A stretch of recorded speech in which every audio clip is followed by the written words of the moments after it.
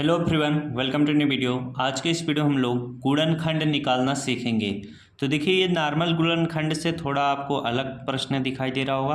प्रश्न क्या कह रहा है और कैसे लगेगा, ध्यान से समझिएगा।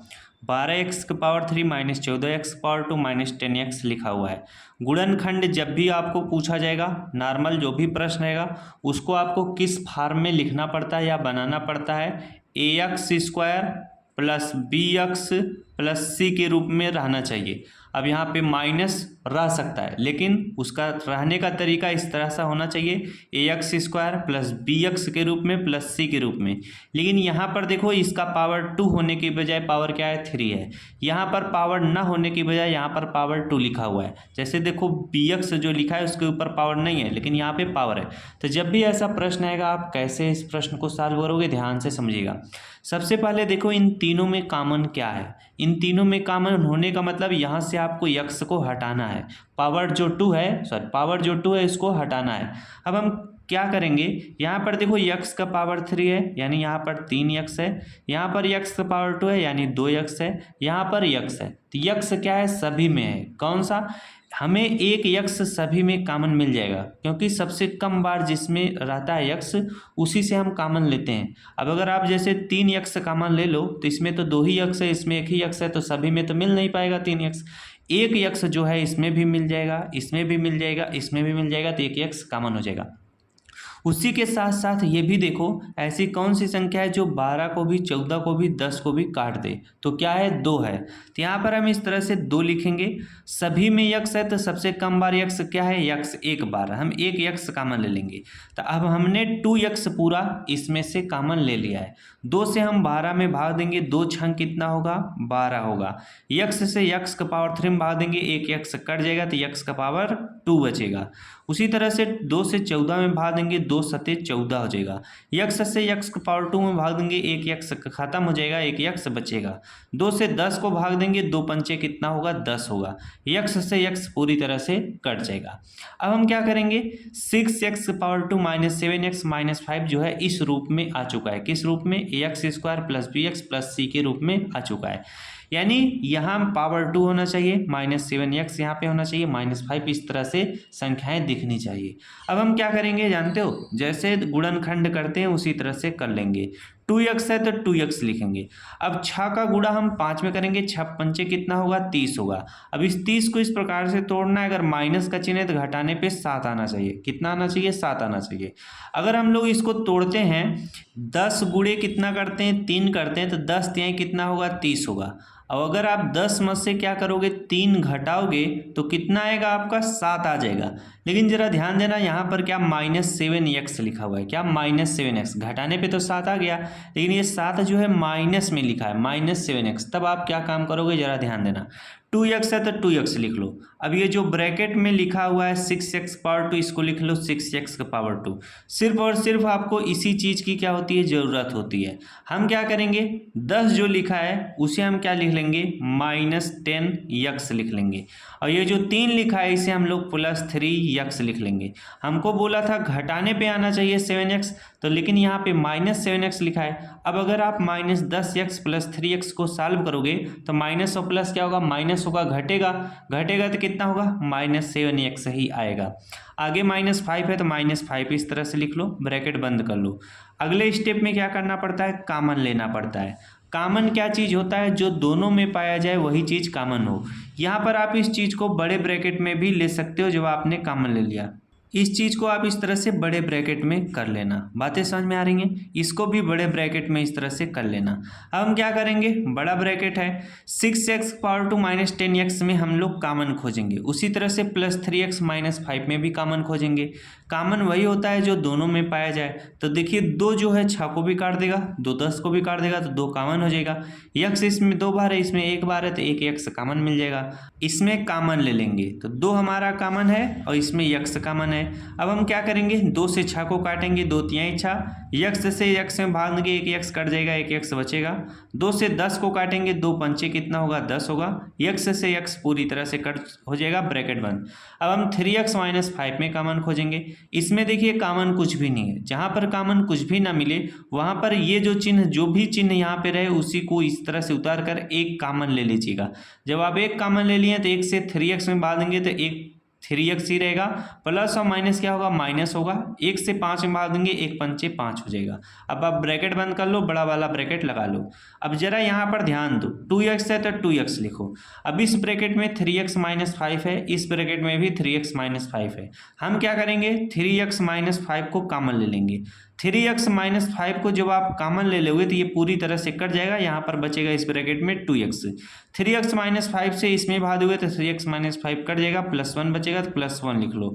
अब यहाँ पर ये समझने के लिए बड़ा ब्रैकेट लगाकर आपको समझाया गया, वरना इसको यहाँ पर लिखने की आवश्यकता नहीं है। आप इस चीज़ को इस तरह से लिख सकते हो, 2x, अब छोटे कोष्ठक में 3x - 5, अब ये जो 2x + 1 है इसको इस छोटे वाले 2x + 1 इस तरह से ब्रैकेट बंद कर दो, यही आपका क्या हो जाएगा, आंसर हो जाएगा। चलिए 1-2 प्रश्न और करते हैं, तब अच्छे से समझ में आ जाएगा। दूसरा प्रश्न है, देखिए 2x की पावर 3 + 10x पावर 2 - 28 लिखा हुआ है। जब भी ये 28x यहाँ पे है, अब जब भी ऐसा प्रश्न आएगा सबसे पहले इसे देखिएगा, ax² + bx + c के रूप में होना चाहिए, जो कि ये है नहीं। तब सबसे पहले आप क्या काम करोगे, इन तीनों में कॉमन खोजोगे। इन तीनों में कॉमन क्या है, 2 जो है 2 को भी काट देगा, 10 को भी, 28 को, तो 2 कॉमन मिल जाएगा। यक्स 3 बार है, यक्स 2 बार है, यक्स 1 बार है, तो सबसे कम बार जिसमें रहे उसी को कॉमन लेते हैं। 2 से 2 कट जाएगा एक बार में, यक्स से यक्स पावर 3 में भाग दोगे तो यक्स का पावर 2 बचेगा। 2 से 10 को काटोगे, 2 पंचे 10 हो जाएगा। यक्स से यक्स पावर 2 में भाग दोगे तो एक यक्स घटेगा, एक यक्स बचेगा।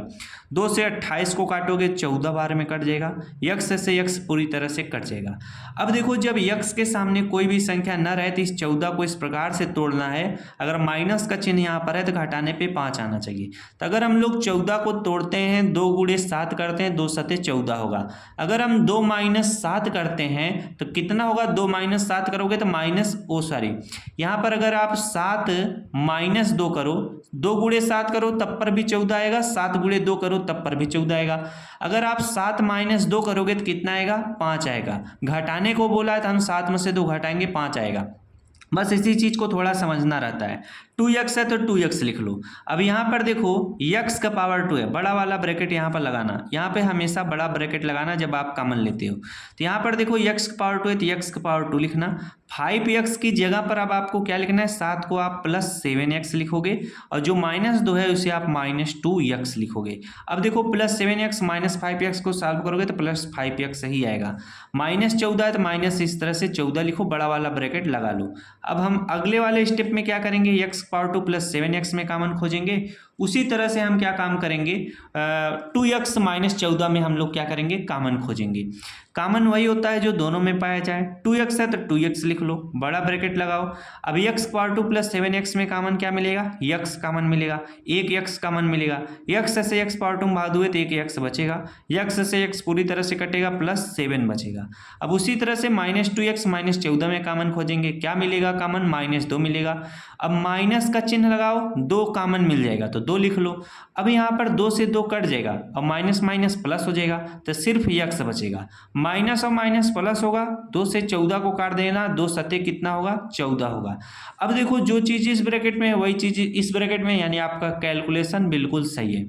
अगले स्टेप में हम क्या करेंगे, x + 7 इसमें भी है, इसमें भी है, तो हम क्या करेंगे, x + 7 को कॉमन ले लेंगे। जब आप x + 7 को कॉमन ले लोगे तो इसको छोटे ब्रैकेट में लिख लेना इस तरह से, ये पूरी तरह से कट जाएगा, इस ब्रैकेट में x बचेगा, ये भी पूरी तरह से कट जाएगा, इस ब्रैकेट में -2 बचेगा।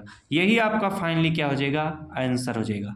जब भी ऐसा प्रश्न करना थोड़ा सावधानी से करना। गलतियां कहाँ पर होती हैं, जैसे -2 यहाँ पर जब कॉमन हो गया तो माइनस माइनस प्लस होगा, इसीलिए 2 से 2 कटेगा तो प्लस x बचेगा। और यहाँ पर भी -2 से जब -14 में भाग दोगे तो माइनस माइनस प्लस होगा, और 2 से 14 काटोगे 7 बार में कटेगा। बस यही थोड़ा ध्यान दे दोगे तो आपका कैलकुलेशन एकदम सही होगा। चलिए अगला प्रश्न कराते हैं। अगला प्रश्न है तीसरा, काफी मस्त प्रश्न है। 15x⁴ प्लस 3x⁴ माइनस 18 लिखा हुआ है।